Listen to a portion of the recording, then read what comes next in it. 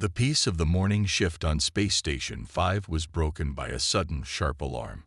Officer Tom Reed nearly spilled his coffee as he turned to face the main screen. His antenna-like sensors, standard issue for all Alliance officers, were vibrating with an unfamiliar signal pattern. "Sir, we have an unknown ship entering Sector 7. He called out to his superior. Station Commander Bill Green rushed over, his four eyes widening as he studied the readings. In 30 years of service, he had never seen anything like this. The ship was massive, easily twice the size of their largest battlecruiser. Its dark hull seemed to absorb their scanning beams instead of reflecting them. Sharp angles and protruding structures gave it an aggressive appearance, like a predator ready to strike. "Get me Fleet Command," Green ordered, his lower eyes fixed on the tactical display while his upper pair watched the main screen. "And start evacuating the outer colonies in that sector." Within minutes, the Alliance's response ships were moving into position. The Blue Fleet, pride of their military, emerged from their hidden bases among the asteroid fields. The Gray Fleet broke orbit around the gas giant they used as cover. Together, they formed a defensive line that would have stopped any known threat in the galaxy. But this was no known threat. "Sir," Reed's voice shook slightly. "Our scans, they can't penetrate the ship's hull. It's like nothing we've ever seen. The energy readings are off the charts, but they don't match any power source we know of. The unknown ship moved with impossible grace for its size. It didn't use any visible propulsion system. No engine flares, no gravitational distortion, nothing they could detect. It simply moved, silent and purposeful, like a shark through dark waters." News of the intruder spread quickly through the Alliance's 3 species. The tall, logical Gray people began calculating possible outcomes, most of them ending in disaster. The peaceful Blue people started moving their families to underground shelters. The warrior-like Rock people prepared for battle, even though their strongest weapons would probably be useless against this unknown threat.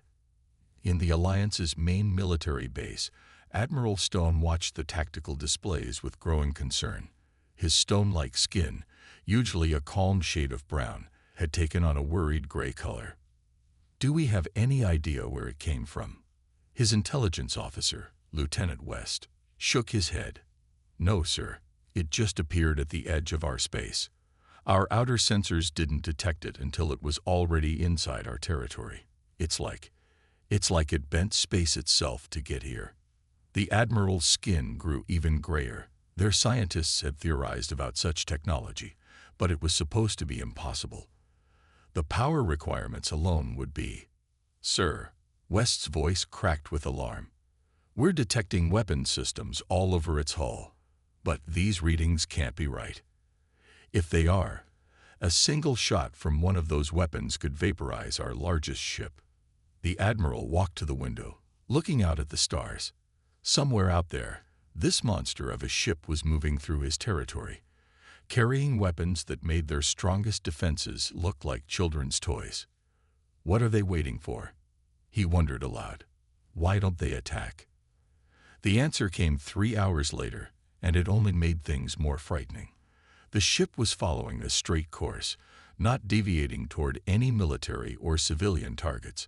It was just passing through, as if the combined might of the Alliance's fleets wasn't even worth noticing. Messages flew between Alliance worlds. The Gray people's leaders called for immediate surrender if the ship showed hostile intent. Their calculations showed resistance would be pointless. The Blue people's council began drafting peace offerings. The Rock people's warriors argued for an immediate attack, even though they knew it would be suicide. As the day ended, Officer Reed watched the main screen with tired eyes. The ship was still moving, still silent, still mysterious. Its course would take it through the heart of Alliance space, past their most populated worlds and strongest defenses. And there wasn't a thing they could do about it. He looked down at his console, where a message was flashing. More ships were being mobilized, more defenses prepared.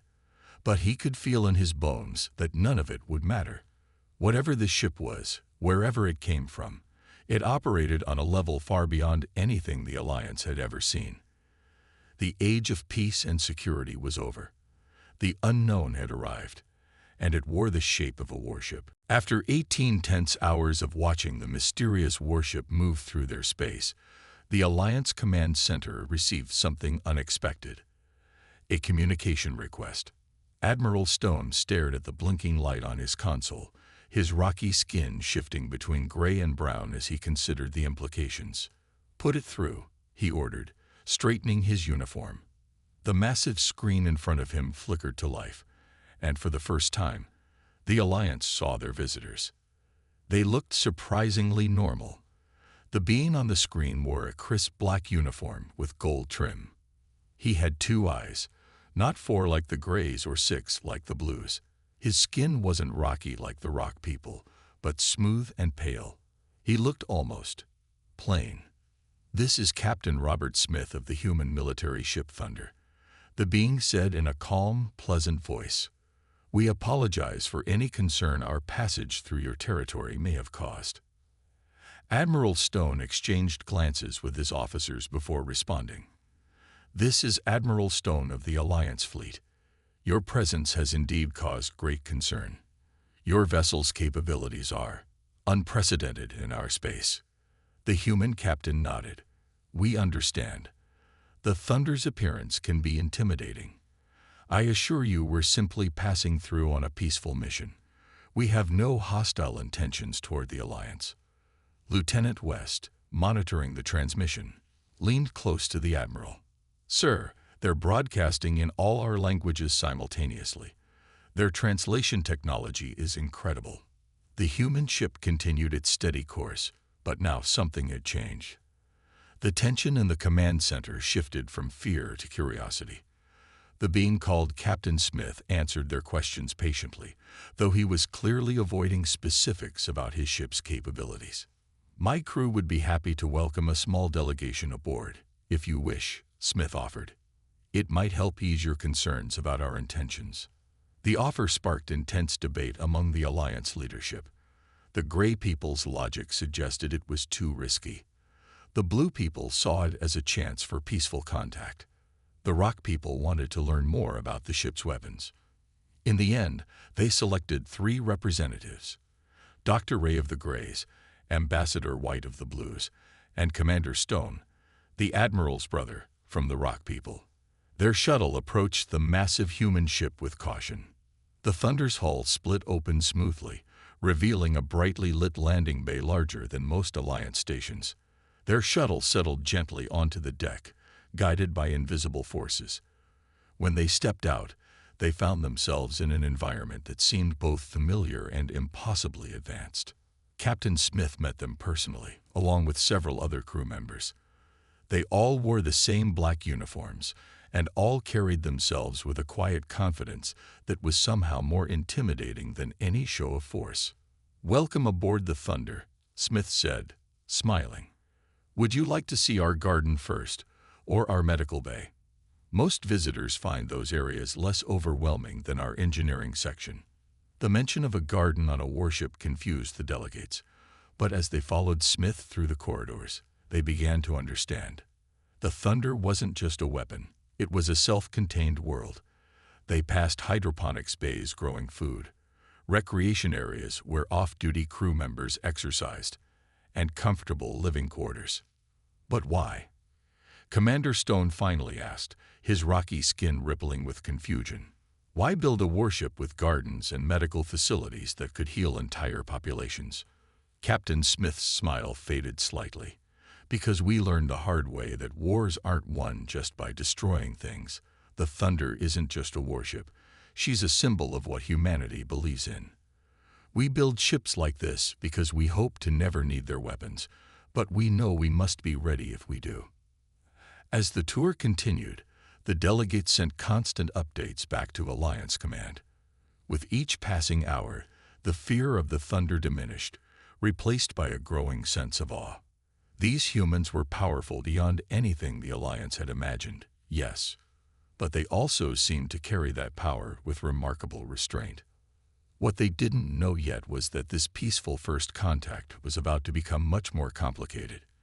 The Thunder's presence in their space wasn't as random as it appeared, and the truth would soon change everything the Alliance thought they knew about their own territory. The Alliance Council chamber was in chaos. Representatives from all three species argued as recordings from the Thunder's tour played on the large screens above. The Blue People's delegates pointed excitedly at images of the gardens and medical facilities. The Gray People's scientists argued about the impossible technology they glimpsed. The Rock People's warriors debated the weapons they'd seen mounted on every surface of the massive ship. Order. Head Counselor Brown slammed his stone fist on the table. We must decide how to handle this situation. The human ship continues to move through our busiest trading lanes. Our people are panicking. He wasn't exaggerating. Someone had leaked footage of the Thunder's weapon systems to the public networks. The video showed glimpses of gun ports larger than Alliance cruisers, strange devices that bent light around them, and energy readings that made no sense to Alliance scientists. The stock markets on 17 worlds had crashed. 2 religious groups had declared it was the end of times. The humans have been nothing but peaceful, Ambassador White argued, her blue skin rippling with emotion. Captain Smith answered all our questions. They even shared some of their medical technology with us. That's exactly what worries me, Dr. Ray countered, all 4 of his eyes blinking rapidly. Why would they share such advanced healing technology so freely? What do they want in return? A junior officer rushed into the chamber, holding a datapad. Counselors, we've just received intelligence about the humans. They recently fought a war. A big one. The chamber fell silent as images appeared on the screens. They showed other human ships, just as massive as the Thunder, engaging in battle with strange, dark vessels. The scale of destruction was beyond anything the Alliance had ever seen. Entire solar systems bore scars from the conflict. They won, the officer continued, his voice shaking. The species they fought against, it's gone, completely wiped out. The silence grew deeper. The Rock People's warriors, who had been the most aggressive in calling for military action, looked distinctly uncomfortable. The Blue People's diplomats huddled together, whispering frantically. The Gray People's scientists stared at the battle footage, their faces pale. There's more, the officer added. The Thunder. It's not their biggest ship. It's not even close. This is just what they send on peaceful missions. Outside the council chamber, public opinion swung wildly. Some called for immediate surrender. Others wanted to offer the humans whatever they wanted to secure their protection. Doomsday cults gained thousands of new followers. Military recruitment dropped to 0. No one wanted to be in the fleet if it had to face ships like the Thunder.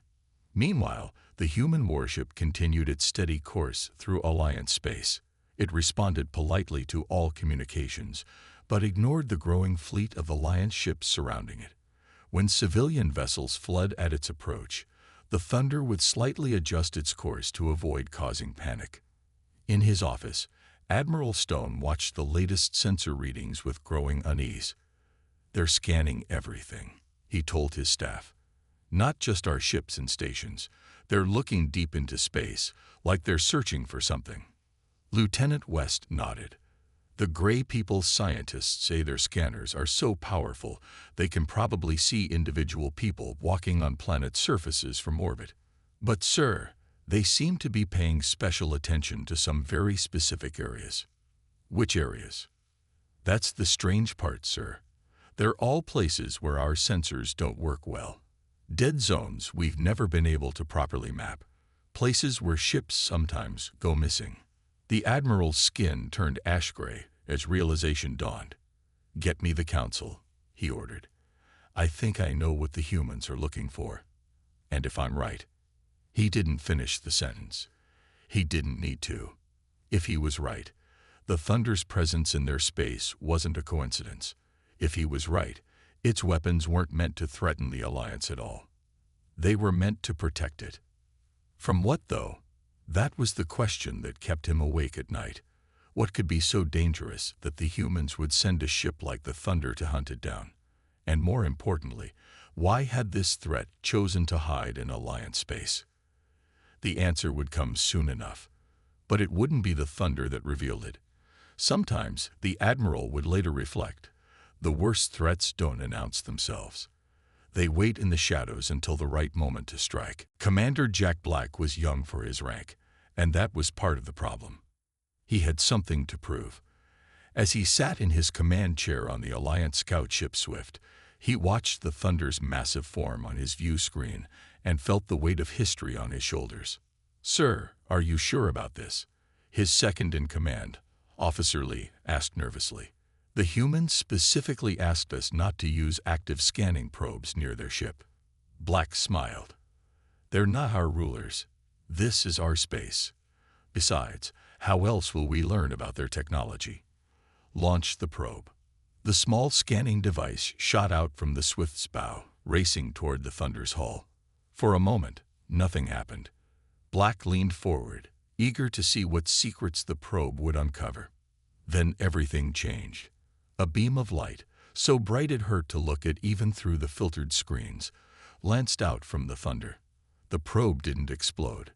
It didn't break apart. It simply ceased to exist, along with a perfect sphere of space around where it had been. Alarms blared across every ship in the Alliance fleet. The energy spike from that single shot was greater than the combined power of every Alliance vessel ever built. "Sir," Officer Lee's voice shook. "The Thunder, it's turning toward us." The massive human warship moved with impossible grace, rotating to face the Swift. Weapon ports that had been dormant now glowed with inner light. The sight reminded Black of a sleeping giant opening its eyes. His communication screen lit up. Captain Smith's face appeared, looking more sad than angry. "Commander Black," the human said quietly, "you were warned not to use active scanning devices near our ship. The Thunder's automated defense systems react automatically to any potential threat." Black tried to speak, but his throat was too dry. On his tactical screen, he could see that every weapon on the Thunder's vast hull was now pointed at his small ship. One shot, just one, would vaporize not only his vessel, but every ship within 1,000 kilometers. Black finally managed to speak. "I apologize, Captain. It won't happen again." "No," Smith agreed. "It won't. But please understand. Our defensive protocols exist for very good reasons. Reasons you'll understand soon enough." As the Thunder's weapons powered down, Black noticed something odd. The human ship's defensive response had been instant, perfect, and overwhelming. But it had also been precisely calculated. The probe had been destroyed in a way that caused no damage to nearby space. The energy beam had somehow avoided creating any radiation or shock waves that might have harmed nearby ships. Even in an automatic defensive reaction, the humans had been careful not to harm anyone. Word of the incident spread quickly through the Alliance fleet. The warriors of the Rock People, who had been advocating for a show of force, fell silent. The Gray People's scientists, who had been desperate to study the Thunder's technology, suddenly lost their enthusiasm for close observation. Admiral Stone received the report in his office. He was meeting with Dr. Ray, who had been analyzing data from the Thunder scan patterns. "Did you see how they did it?" Ray asked, all four eyes wide with wonder. "That wasn't a weapon, not really. They basically created a tiny bubble where the laws of physics just stopped working. The probe wasn't destroyed. It was removed from our universe entirely. And they can do this automatically, without even thinking about it," Stone added. His rocky skin had taken on a lighter shade, a sign of deep thought among his people. "But why do they need such powerful automated defenses? What are they so prepared to fight against?" Ray's expression grew serious. "I've been studying their scan patterns. They're methodical, precise. They're looking for something specific. And, sir, they're paying special attention to places where we've lost ships over the years. Places we thought were just dangerous due to natural phenomena." Stone felt a chill run through his stone-like body. You think those ships weren't lost to accidents? I think, Ray said slowly, that the humans know what really happened to them. And I think that's why they're here. In the silence that followed, both of them looked out the window at the distant form of the thunder. It had resumed its original course, its weapons once again dormant. But now everyone in Alliance space understood. Its power wasn't for show. Something out there made the humans think they needed a ship that powerful, and that something was hiding in Alliance territory. The screens in the Alliance command center turned black all at once. When they came back on, Captain Smith's face appeared on every single one. His usual pleasant expression was gone, replaced by grim determination. "Admiral Stone," he said, "we found what we were looking for. You need to evacuate Outpost 7 immediately." The Admiral stared at the main screen. "Outpost 7. But that's just a mining station. There's nothing there except a dark zone where your sensors don't work," Smith cut in. "Where 3 ships have vanished in the past year. Where your miners report strange noises and odd equipment failures. We're sending you data now." New images filled the screens. They showed something that looked like a city, hidden inside an asteroid near the outpost. But this was no normal city. The architecture was wrong.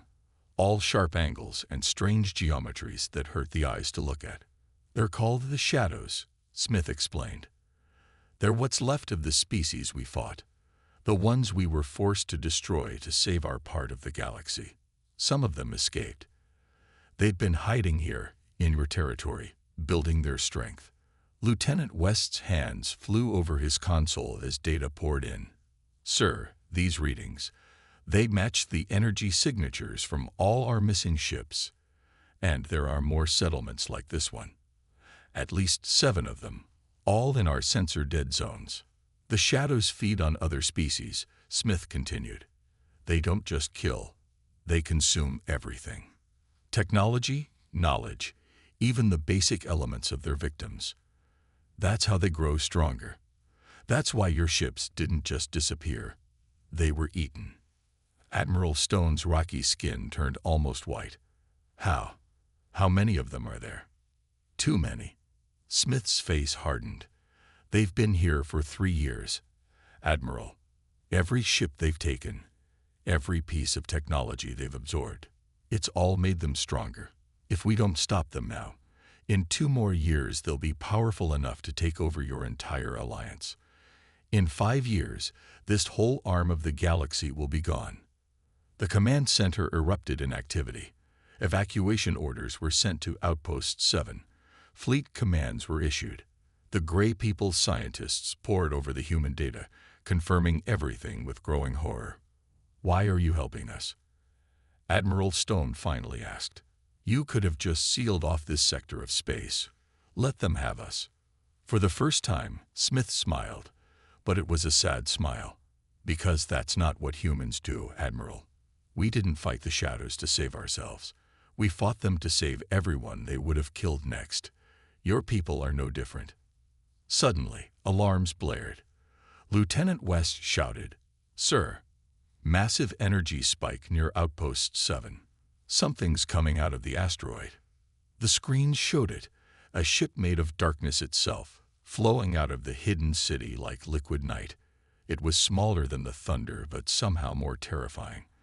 Looking at it felt wrong, like staring into an endless void. "Get your people out of there," Smith ordered, his voice tight. "Now you see why we built the thunder the way we did. Now you understand why we needed those weapons." The shadow ship moved with impossible speed, heading straight for the outpost. But the thunder was already moving to intercept, its massive form flowing through space with the same fluid grace it had shown since arriving. As evacuation ships streamed away from the outpost, Admiral Stone watched the thunder position itself between the fleeing civilians and the approaching shadow vessel. The human ship's weapons were fully charged now, no longer dormant, but blazing with contained power. "You should know," Smith said quietly. "This is why we appeared threatening when we arrived. The shadows can sense fear, they feed on it, but they can also sense strength, The thunder was designed to frighten them more than they frighten others. The Admiral nodded slowly, understanding at last. The human ship's terrifying appearance, its overwhelming power, its advanced defenses, none of it had been meant to scare the Alliance. It had all been designed to hunt something much, much worse. As the thunder prepared to engage the enemy, Admiral Stone realized that everything was about to change. The Age of Peace hadn't ended when the humans arrived. It had ended 3 years ago, when the Shadows snuck into Alliance space. The humans hadn't brought war to their doorstep. They had come to save them from the war that was already there. The battle that followed would be remembered in Alliance history for 1,000 years. The Shadow ship struck first, launching what looked like strands of pure darkness toward the thunder. But the human vessel's defenses flared to life, creating walls of light that burned the darkness away. All Alliance ships, maintain your distance. Captain Smith's voice came through clear and calm. These weapons aren't like anything you faced before. Let us handle this. Admiral Stone watched from the command center as the thunder engaged the enemy. The human ship's size, which had seemed excessive before, now made perfect sense. Every weapon, every defense system, every bit of its massive bulk had been designed for exactly this fight. The Shadow ship tried to circle around, aiming for the evacuation vessels. The thunder matched its movement perfectly, keeping itself between the enemy and the fleeing civilians. Its weapon ports blazed with energy, firing beams that bent space itself. "Sir," Lieutenant West called out. 2 more Shadow ships emerging from the asteroid, and were detecting activity in other dead zones. They're all waking up. The Admiral's skin paled. They must have been waiting for this, saving their strength for one coordinated attack. But Captain Smith didn't sound worried. Thunder to Alliance Command. Don't panic. We expected this. Activating Protocol Sunlight. The thunder's hull began to glow. Not just parts of it. The entire massive ship lit up like a newborn star. The light grew brighter and brighter until viewing screens had to dim themselves to protect their users. The Shadow ships recoiled from the radiance. Their dark hulls seemed to smoke where the light touched them. But the thunder wasn't finished. Its weapons fired again, but differently now. Instead of destroying, these beams seemed to trap the enemy ships in bubbles of pure light. "What are they doing?" Officer Lee asked, squinting at his screens. Dr. Ray, who had been analyzing the battle data, answered in an odd voice. "They're not just fighting the Shadows. They're containing them. Those bubbles, they're portable prison cells made of energy and altered space-time." The thunder moved with renewed purpose, systematically targeting and capturing each Shadow vessel. The enemy ships tried to flee, to fight, to hide. But nothing worked. The human vessel had been built to counter their every move, to defeat their every defense. Then something unexpected happened. One of the Shadow ships, perhaps desperate, changed course. Instead of running from the thunder, it charged straight at a nearby Alliance cruiser. Time seemed to slow down. The Shadow ship was too fast, too close. The Alliance vessel's weapons would be useless against it. Everyone watching knew they were about to witness the death of the cruiser's entire crew. But they had forgotten something. They had forgotten why the thunder was so big. The human ship seemed to blur, and suddenly it was there, directly in the Shadow ship's path. Not firing, not attacking, just being in exactly the right place at exactly the right time. The Shadow vessel slammed into the thunder's hull at full speed. And nothing happened. The thunder's hull hadn't even scratched. The Shadow ship, however, crumpled like paper, its dark material failing completely against whatever the human vessel was made of. As I said, Captain Smith's voice was still calm. "We've fought them before. We know all their tricks." Over the next hour, the thunder systematically hunted down and captured every Shadow ship that emerged. The human vessel's light never dimmed. Its weapons never faltered. Its hull never showed a single mark from the enemy's attacks. When it was over, the thunder had captured 17 Shadow ships. The entire hidden fleet, trapped in bubbles of light, was arranged in a neat line behind the human vessel like deadly trophies.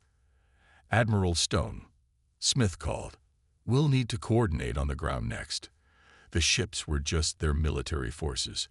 There are still shadow agents hidden among your population centers. With your permission, we'd like to help you find them. The Admiral looked at his staff, at the faces of all 3 Alliance species. He saw the same expression on all of them, determination mixed with hope. The Thunder had just saved them from annihilation. More than that, it had shown them what humanity was really like. They didn't build their ships to terrify the innocent. They built them to protect the innocent from terror. "Captain Smith," the Admiral replied, his voice firm. "I think it's time we discussed a more permanent alliance between our peoples." 3 weeks after the battle, Alliance space looked very different. Human ships of various sizes, though none quite as large as the Thunder, had arrived to help with the cleanup operation. Their crews worked alongside Alliance forces, teaching them how to detect and capture hidden shadow agents. Officer Tom Reed stood at his old post on Space Station 5, but now he watched the ships outside with wonder instead of fear. A smaller human vessel, the Swift Wind, had just docked with the station. Its crew was helping install new sensor systems that could detect shadow technology. "It's amazing how much has changed," Commander Bill Green said, walking up beside him. "A month ago, we thought the Thunder was the most terrifying thing we'd ever seen. Now it feels like the best thing that ever happened to us." The massive human warship was still there, floating at the edge of visual range. It had become something of a tourist attraction. Alliance citizens would travel for days just to catch a glimpse of the ship that had saved their civilization. In the main conference room of Alliance Command, Admiral Stone sat with Captain Smith and representatives from all 3 Alliance species. They were finalizing the details of what they now called the Guardian Treaty. "So it's settled," Smith said, looking at the document on the screen. "We'll establish joint defense stations at key points in Alliance space. Human ships will help patrol your borders, and your ships will get upgrades to help them detect and fight shadow technology. And in return," Admiral Stone added, "we provide safe harbors and supply points for human ships, plus access to our trade routes." He smiled, his rocky skin glowing with a healthy brown color. "Though I still think we're getting the better end of this deal." Smith shook his head. "You're providing us with something far more valuable. Trustworthy allies.